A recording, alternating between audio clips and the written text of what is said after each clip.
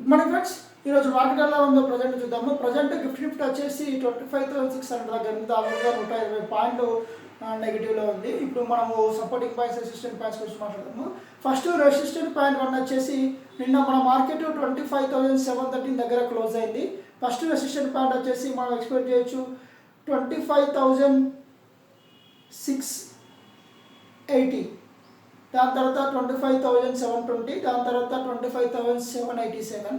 ఒకవేళ 25,787 క్రాస్ అయిందంటే మనం ఎక్స్పెక్ట్ చేయొచ్చు దాదాపుగా 25,835. అలాగే సపోర్టింగ్ పాయింట్స్ గురించి మాట్లాడదాము. ఫస్ట్ సపోర్టింగ్ పాయింట్ వచ్చేసి 25,600, దాని తర్వాత 25,550. ఒకవేళ 25,550 క్రాస్ అయిందంటే మనం ఎక్స్పెక్ట్ చేయొచ్చు 25,480 వరకు మనం ఎక్స్పెక్ట్ చేయొచ్చు. సో మార్కెట్ ఒకవేళ 25,620 బిలో ఓపెన్ అయింది అంటే అది మళ్ళీ రెండోసారి 25,620 క్రాస్ కాలేదు అంటే మనం ఎక్స్పెక్ట్ చేయొచ్చు డౌన్ సైడ్ అని.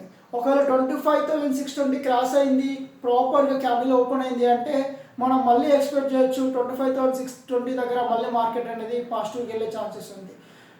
సో ఈ ఇన్ఫర్మేషన్ మీకు యూజ్ అవుతుంది అనుకుంటున్నాను. ఒకవేళ యూజ్ అవుతుంది అనుకుంటే సబ్స్క్రైబ్ చేయండి, వీలైతే లైక్స్ చేయండి. Thanks friends.